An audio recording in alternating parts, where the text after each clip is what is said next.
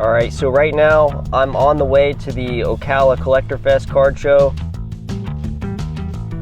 We opened up 2 packs. I got this metal EX card, and my nephew got the Joltik. This is the Ocala Collector Fest. Stick around till the very end for all the sick cards we picked up from the show. Now, let's dive into it. So this was actually my first time going to a collector show. I've never been to a Comic Con or any kind of card show, so I wasn't really sure what to expect. We didn't know if there'd be a ton of Pokemon stuff or just a couple vendors with mostly toys, but as we walked in, we saw people carrying binders, so there was definitely potential for some trades. I found out this show travels all over Florida and just gets renamed based on the city, like Tampa Collector Fest, Jacksonville Collector Fest, and so on. One vendor told me that he pays a yearly fee to sell at all of them, so in a way it's kind of like a traveling flea market for toys and collectibles. It was also held in a big Hilton hotel banquet room. Entry was $10 for adults, but kids 12 and under got in for free. There was a huge mix of collectibles and pop culture stuff, vintage and new, Star Wars and G.I. Joe, Street Sharks, Marvel and DC, Hot Wheels, Barbie, Nintendo, Pokemon, art, comics, even stuff you've probably never seen before. They had everything. We were there for pretty much any kind of trading cards, mainly Pokemon and currency, and of course Lego. We came in open-minded, just looking for something cool at a decent price. Surprisingly, there were only 2 vendors selling Pokemon singles, but still, I managed to grab a few really solid cards for great prices. I'm definitely happy with what we picked up. Like I said, stick around till the end or fast forward for all the awesome stuff we got. The first Pokemon vendor was a guy named PokeKid. He was set up like right outside the main entrance running a little game, which it seems like just about everyone these days is running some kind of game when it comes to cards. He had some singles, a few decent ones, plus a handful of vintage, commons, and a couple slabs. Nothing really stood out except for an Eevee VMAX that I got for $4. The second vendor had more of the newer stuff, Black Bolt and White Flare products mostly. He had ETBs for $90, poster collection boxes for $35, and binder boxes for $50. His singles and slabs were actually priced pretty well, some even below market value. I ended up grabbing a few sweet singles and some slabs, and I did cave and I did buy one of the poster boxes for $35. After the show, we stopped at Barnes & Noble just to see if they had anything, and they actually had the exact same poster boxes that I just bought for $22. That was the first time that I've ever bought from a third-party vendor. I mostly did it just so I could rip some packs with my nephew right after the show, though. We actually did see 2 other vendors selling Pokemon, but not as their main product. One vendor had 3 tins priced at $20 each. My nephew grabbed one thinking there'd be 4 packs inside, but sadly it only had 3, making it around $7 a pack. The last vendor we saw had a bunch of single packs for sale, but honestly his prices were a bit high. Journey Together packs were $12, Stellar Crown was like $10, Surging Sparks was like $10. He also had a bunch of $6 packs too, which isn't terrible, but I'd rather just wait and grab them at MSRP on the shelf at a local store.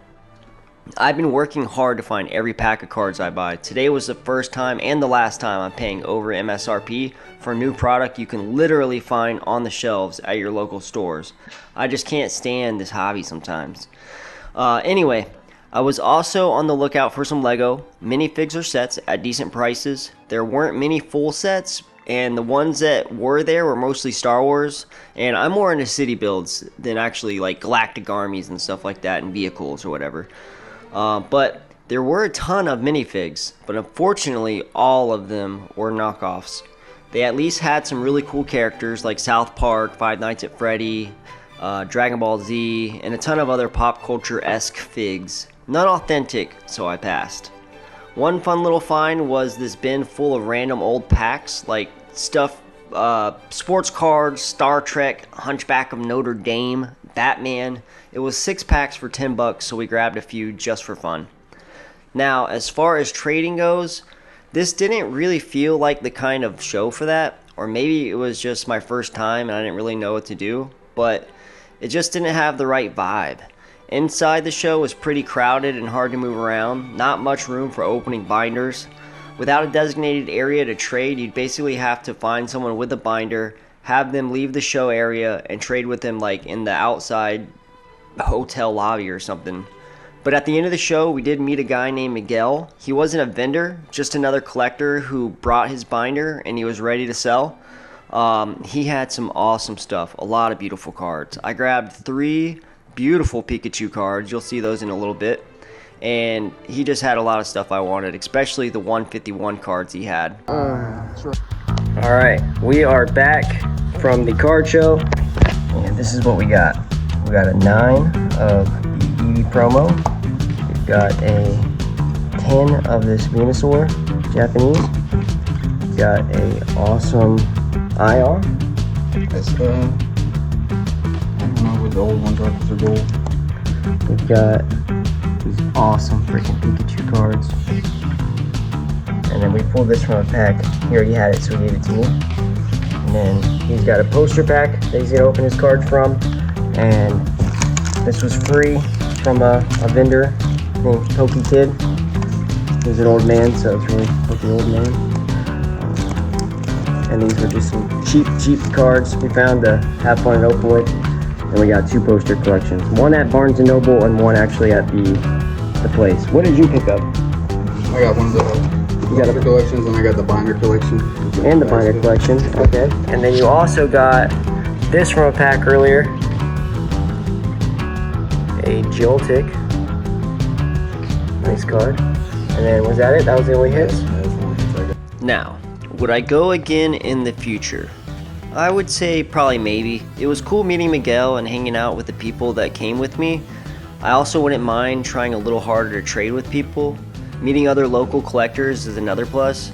That's one of the ways I was able to find product the last few times. I went to GameStop on a drop a while back and met some people, and now we share locations when we find stuff. But $10 just to browse around felt a little steep. If there were no entry fee, that would make me feel a lot better. I mean, why should you have to pay to browse or shop? I'm paying money to spend money. If I hadn't picked up a few singles that I did and only walked away with that poster box, that would have been $45 just for 4 packs of cards. But anyway, that's it for this video. Thank you guys so much for watching, and we'll see you next time. Follow along if you want more toys, cards, whatever. I love everything. Whatever my ADHD brain is onto at that second. So thank you guys again. Have a great, beautiful day.